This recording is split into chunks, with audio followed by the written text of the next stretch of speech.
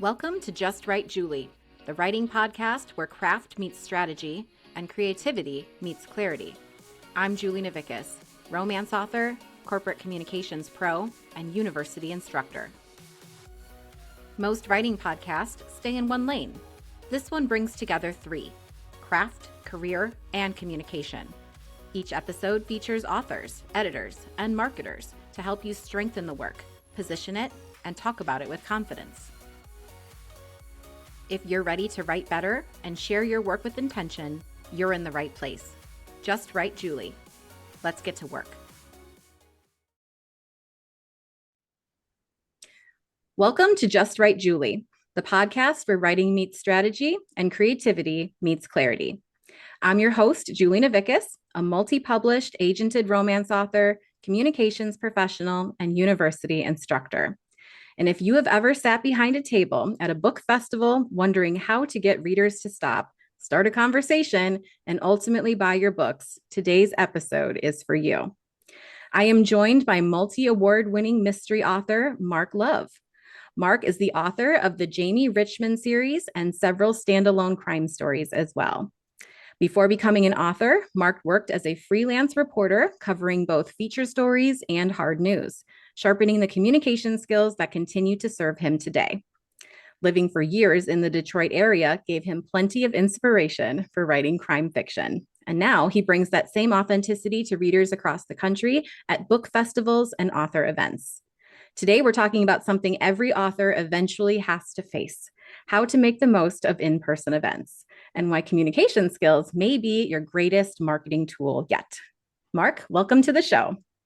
Well, thank you, Julie. It's a pleasure to be here. I've been really looking forward to this since you graciously invited me. Yay. Well, I'm so pleased. Mark, you and I think have known each other for several years, but we've never actually shared like an in-person conversation. So this is fantastic. I was going to say the same. I feel like I should know you, and we have never had that opportunity to talk before. And we're not that far apart geographically. We may That's have to true. see if there's an event somewhere nearby that we could both show up at. That's a great idea because I think there's a lot I can learn from you. We would have a lot of fun, I have no doubt. I think so too. I think so too. Well, Mark, I'm excited to get to it. You bring a wealth of knowledge and expertise. And so I think if you're okay with it, I want to start with your history. So before becoming a published novelist, you spent many years as a journalist. How did your reporting shape your storytelling and maybe even more importantly, your ability to communicate well with readers? Well, working as a journalist was really great to sharpen my writing skills because sometimes I would have pages and pages from meetings that I had attended for the newspaper. And then the editor would say, you got to trim that down to about 750 words. And I'm like, okay. And go back and try and see what I could do to make it fit the space that they had. So that part of writing was really helpful, and really learned to make the most important parts of every meeting that I covered. And that one of the things that was great on the communication side was I got to meet a wide variety of people. I would cover city council meetings, school boards, all different types of business events. And then at one point in time, they even gave me a crime beat. Ooh. And that allowed me to visit the same 4 suburban cities every Monday. And I would go in and review the blotter of the previous week's crimes. And then I would interview the top cop or the public relations officer, whoever it may be. And so I got a lot of experience talking to people and asking the right questions and trying to find out more. And a few times I would ask ask me about this particular incident. And they just kind of give me a stone face. No. Freedom of the press. No. Nope.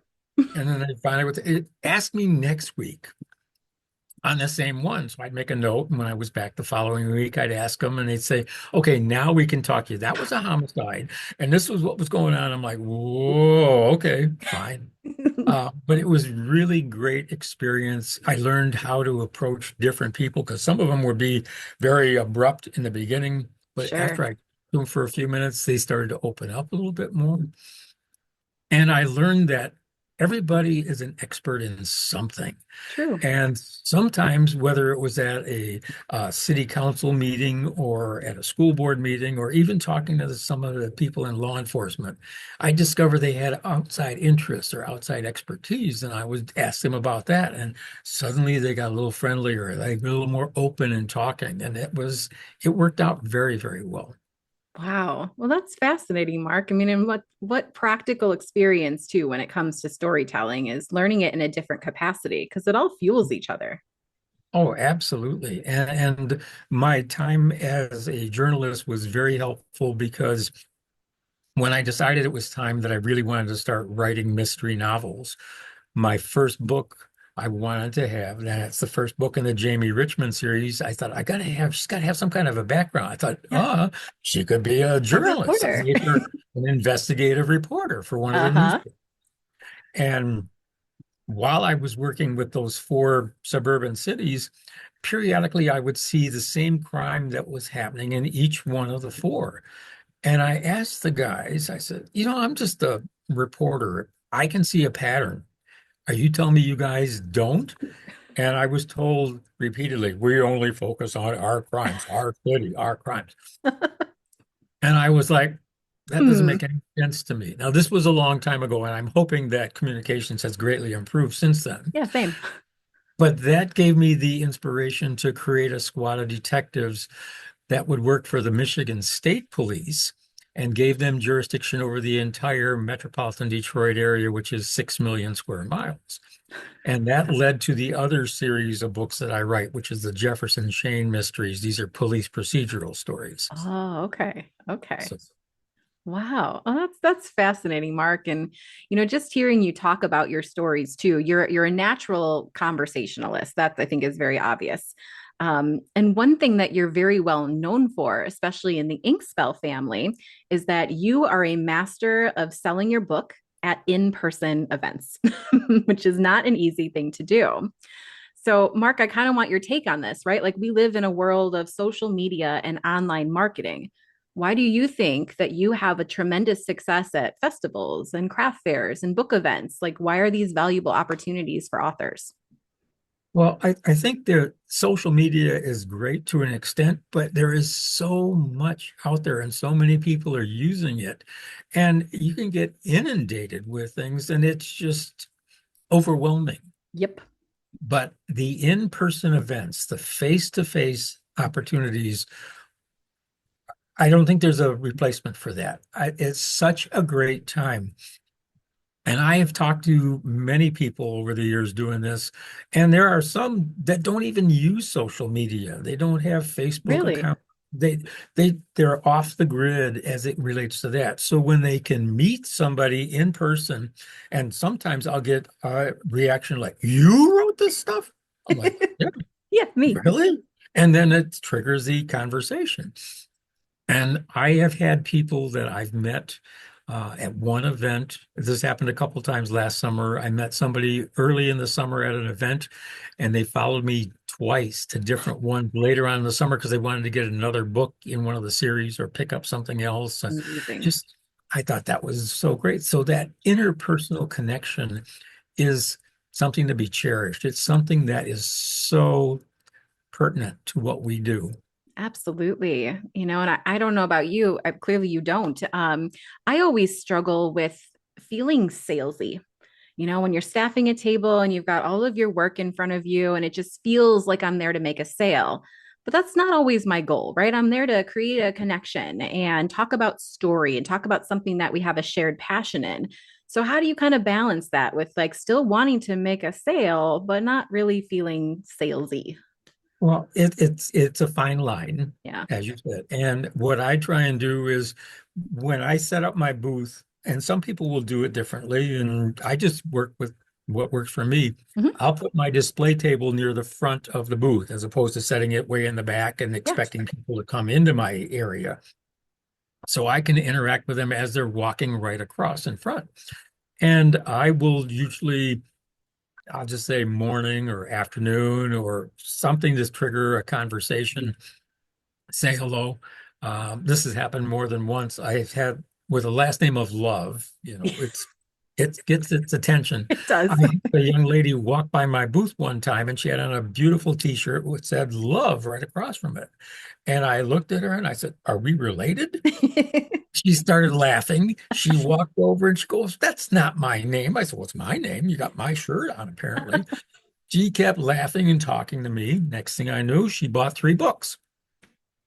And it's the approach. If you are very abrasive with people, I mean, I've seen some people that will say, "Do you read?" I'm like, I don't you, know. Yeah. that's going to scare people. I Yeah. said, I ask open-ended questions. I'll say, "What kind of books do you like to read?" Hmm. And then that draws them in, and they have to think for a minute, and then they respond.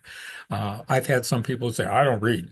I'm like, "Well, sorry to hear that. You're missing out You're on some missing great, out. you know." I said, "But books also make great gifts if you want to buy something for somebody else, and they can have it autographed and personalized." And I've even had some people that have told me, "I don't read," but they've actually bought books. So, Just listening to you talk, Mark, I always feel the same thing too. There's a natural way to approach a conversation that doesn't start with "let me tell you about my books," right? It's making that personal conversation that maybe leads to a conversation about the books. oh, exactly. And Mhm. and I refer to this to anybody that asks me, when you do an event like this in person, it's like being on stage for X number of hours Oh, yes. or doing improv because you have to kind of read your audience as the people are walking by. If you can make eye contact with them, if you can connect with them, like with a t-shirt, or I've had young ladies walk by with beautiful earrings or Yeah. nice, I'll make that, "Oh, that's a great scarf. It goes well with your eyes." And who knows, at least, and it's legitimate. I'm not being, I don't want to say False. sleazy. Right. I'm not being No, false about it. I'm actually making that comment. absolutely. And it's part of the connection that you have. It is. It is. And I can see your journalist, shining through in that too of like asking open-ended questions, right? Because Exactly. I've also gotten that too of, the I don't read, and you're like, "Oh, well, that makes this conversation very difficult to continue." So some of the self-deprecating humor works well for me too. Well, Mark, typically in those conversations, right, eventually you do get to start speaking about your book or your books that you have available. Talk to me a little bit about how do you pitch your stories, because there's kind of there's a unique and kind of a formulaic way to do it in particular, but I want to hear from you. How do you do it? Well, I have a number of different pitches for the different books, and it depends on what's going on. And if I can, I'm just going to show you Yeah. Chasing Favors, for example. Um, I have a great, it's not even a 30-second pitch. It's like favors are like kisses, one leads to another. And That's that great. just gets a conversation going right away. And while I have this, I want to show you, I've always had different bookmarks, but I had a friend, very creative, who came up with what was referred to as the world's greatest bookmark. Indeed, it He is. got a little notch so it sits on the top of the book.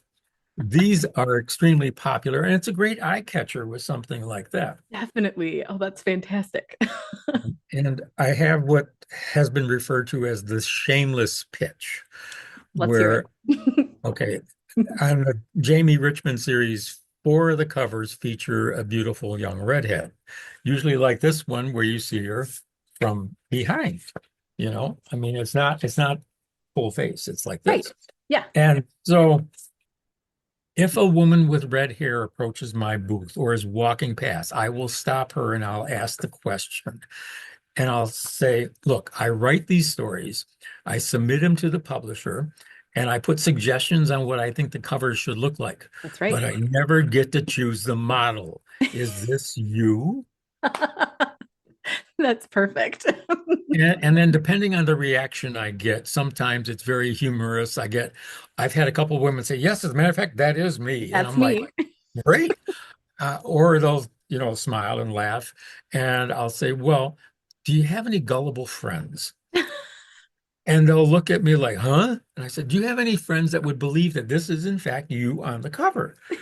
And usually I get another smile and sometimes a giggle. And I say, "You could tell people that this is in fact you." That's part one. Part two is that you could tell them that you were the inspiration for this character. because Jamie is very beautiful, very intelligent, very loyal, great at solving mysteries and all this stuff, and it's just like this. And 70% of the time that leads to sales. That's amazing. I've actually had one young lady that said, yes, that is me, and wanted to come behind the counter and autograph books as if she were Jamie. And I said, you can do that as long as you're buying them or your friends are buying the books. That's fine. But the first time I did that, I had a young lady that was with me that had her books on display. Yeah.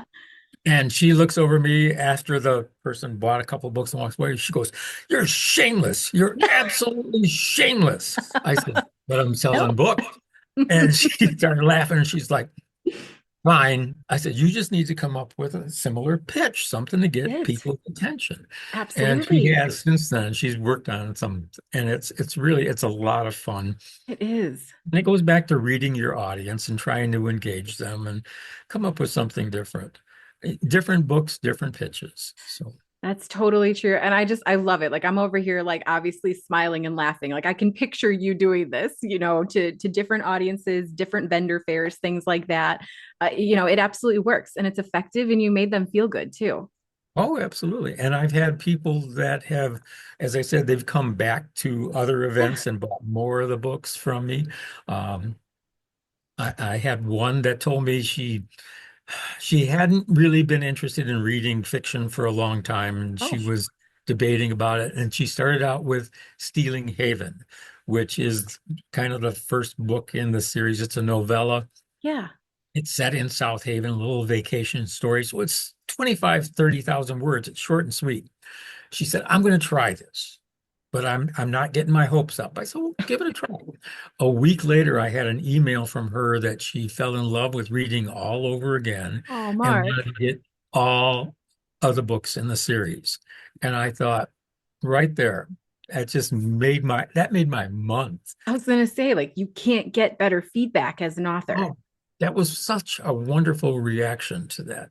Ugh, Uh, and so that's got beautiful. I mean, and that's ultimately what you want is not necessarily just a transactional, here's the book I wrote, now I'm taking your payment.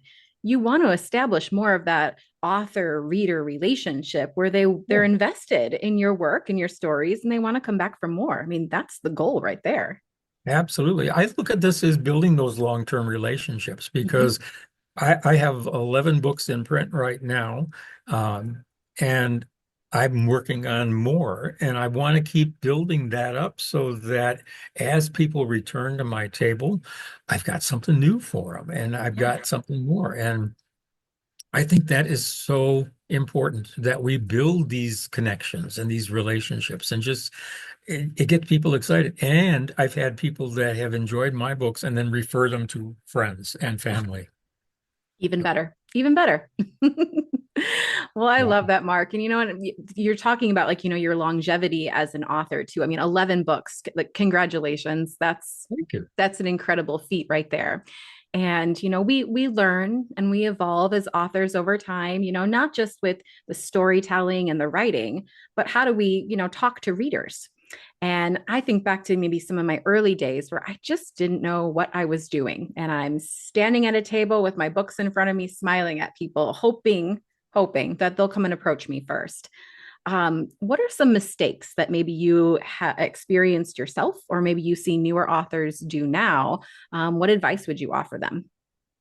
Well, some of the one, and I'm like you, I started out and I had no idea what I was doing. And I Yep. just kind of went with the Indiana Jones line. I'm making this up as I go, and just kind of build on that.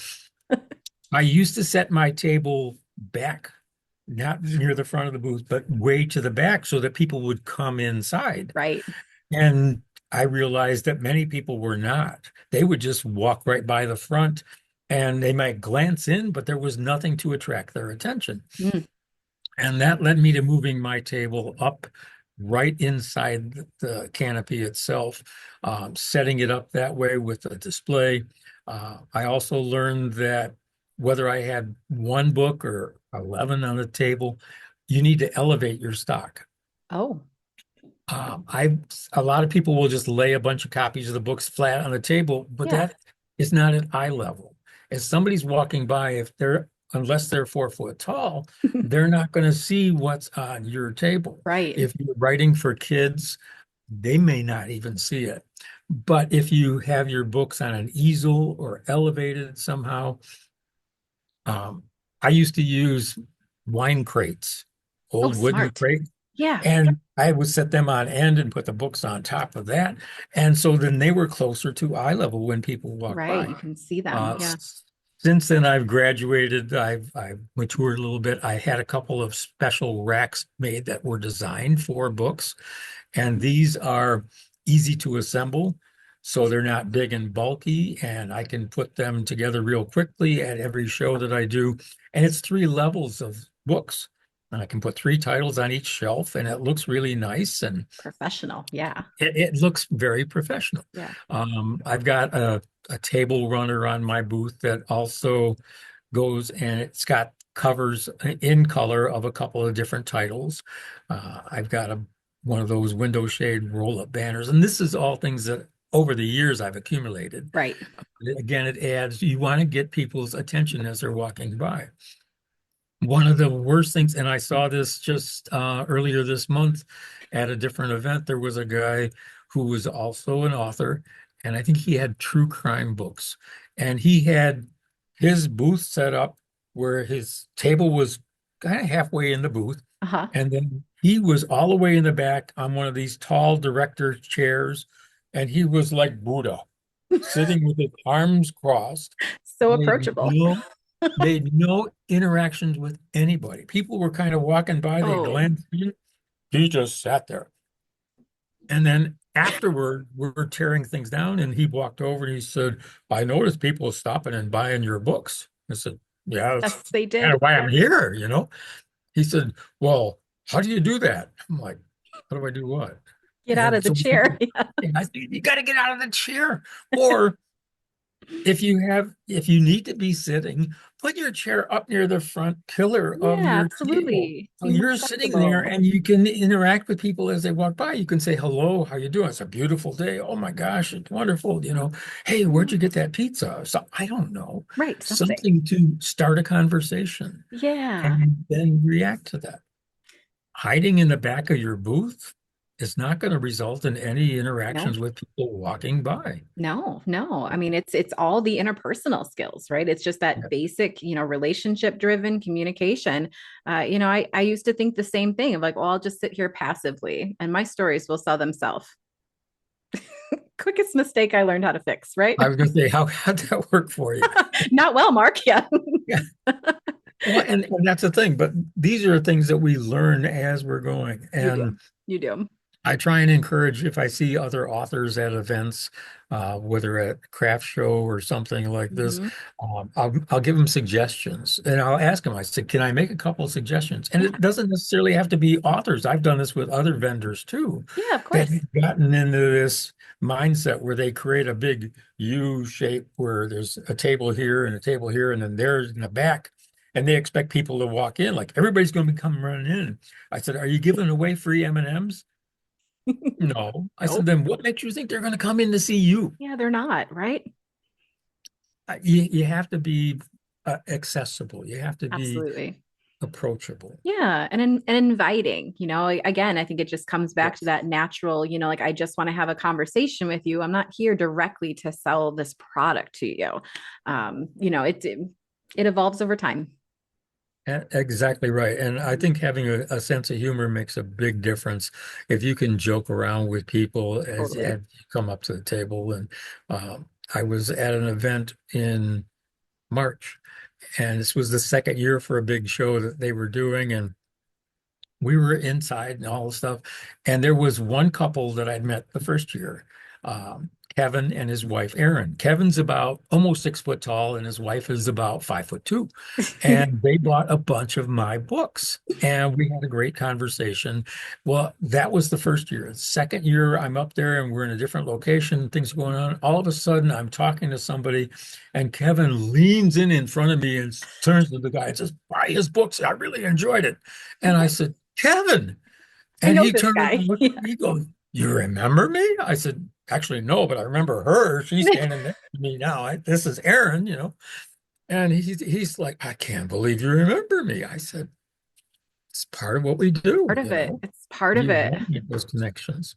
Absolutely, Mark. And it's just that's so well said, right? It's just it's not a transactional thing. You know, it's building those relationships over and over again. And now you have a fan for life. Yes. Well, Mark, you've mentioned several different festivals and vendor events already. Like you are everywhere all the time. I don't know how you do it. It makes me exhausted watching you. But I wonder, how do you choose the right events? Well, it's a bit of practice and it's trial and error on many of these.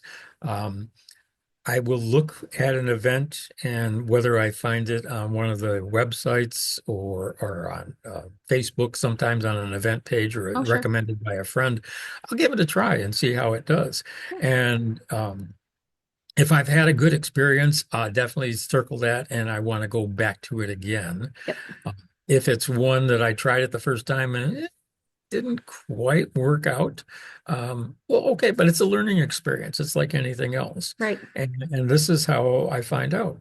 There are a couple of different websites.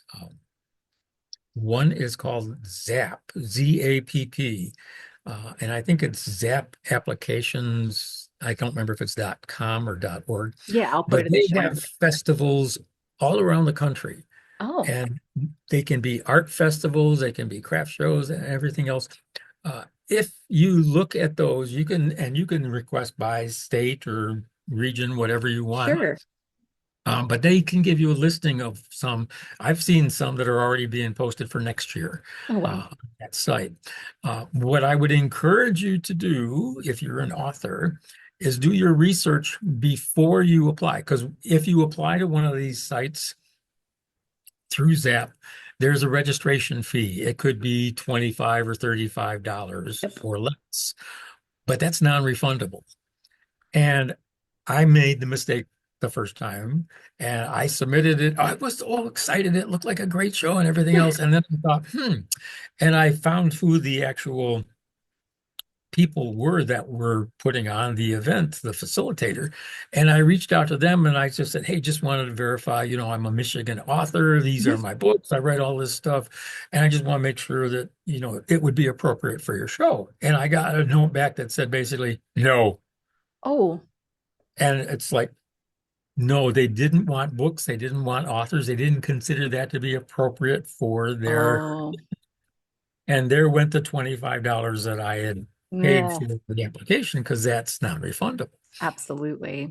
So I would encourage you to do a little of that research before you put in your money. Yeah. Uh, and there is another one, I think it's festival.net. Very similar.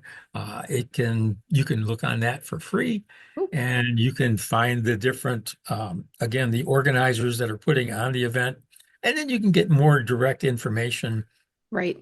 You know, is this appropriate for my children's books or my murder mysteries and things like that? That's a great couple of resources there. Facebook has an events page. You can look on that, and that you can stream either geographically Hmm. or even by dates. You can narrow it down. That's Uh, true. One of the things I discovered last fall was a lot of communities, a lot of high schools will, especially coming close to the Christmas holidays, will have craft shows. Yep. And those can be very affordable. You're inside, so you don't have to mess with the weather. Yes. And I hate playing Wizard of Oz and holding onto my canopy before it blows away. That's the Uh, worst. that's no fun. But these are indoor events.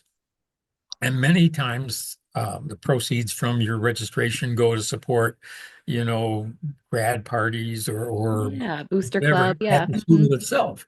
And those often draw a lot of people. Yes, they do. And I was pleasantly surprised last year. I did four of those last fall. Each one was a success. And I sold more than 2 dozen books at every one of them, That's which amazing. I'm just sitting there going, I don't know how this works, but it does. You figured it And out. so I think all four of them I'm going back to again this year. I actually was able to pre-register. They were talking to me as we're wrapping up the first one, and they said, would you like to come back? I said, Yes, yeah, can I I do. come, next year? They're inviting me back. And it was a really nice show, and it was lots of space. And she gave me a diagram and said, "These are the different spaces that we normally have. You're in the Sure. overflow because we had extra people. Oh, Would you like to be in one of the prime spots?" And I said, yes, "Yeah, if it please. doesn't cost anymore, yeah." And so she showed me the diagram, this lovely lady that was working with me, and she said, "So you can pick from any of these specific spots that are not X'd out right now." Well, the first book in the Jefferson Shane series is called Y319.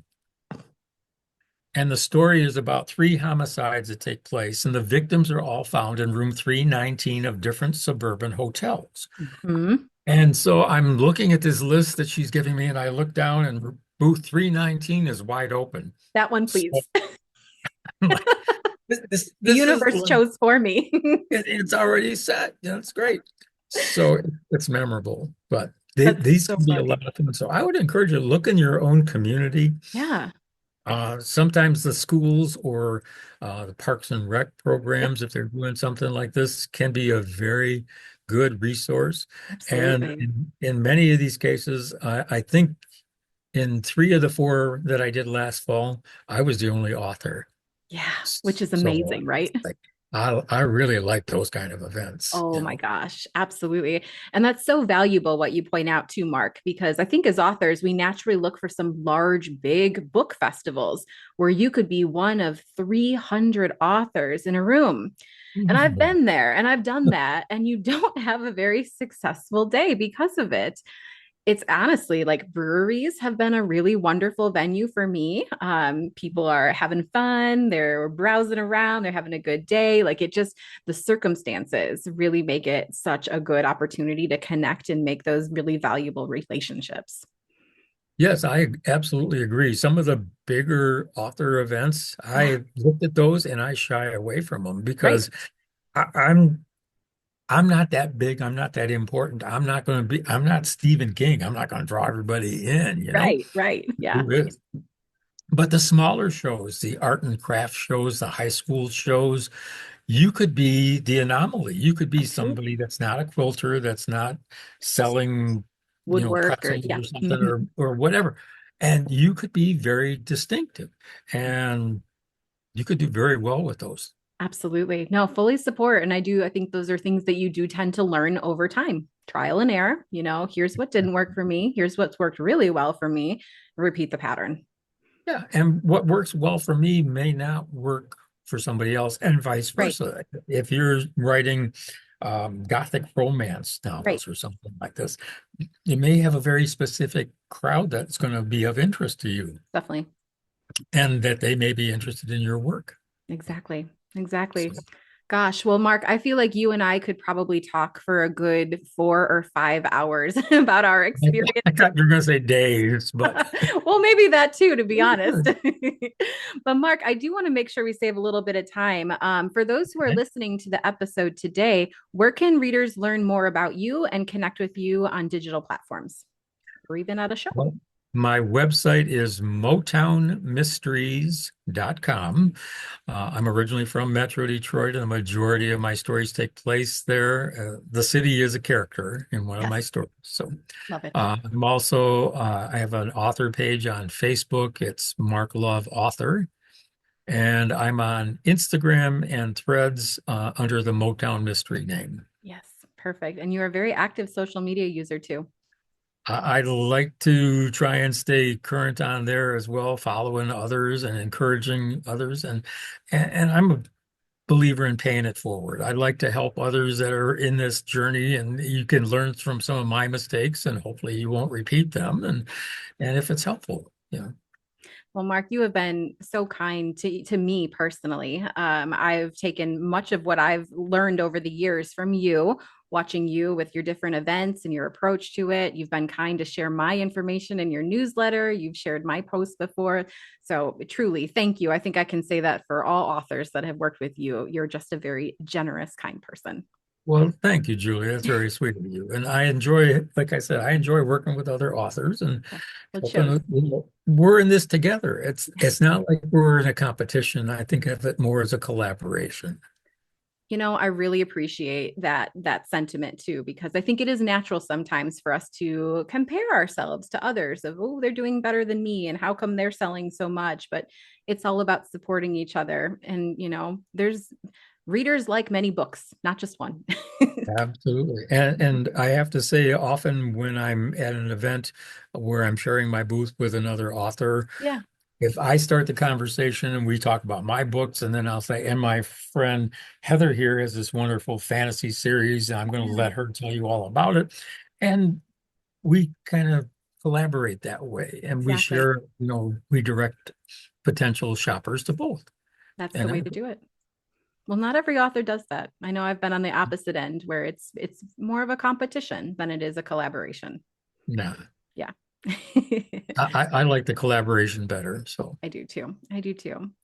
Well, gosh, Mark, we're about out of time, I think, for our conversation today. So I just want to say thank you so much again for joining me on the Just Right Julie show, where writing meets strategy and creativity meets clarity.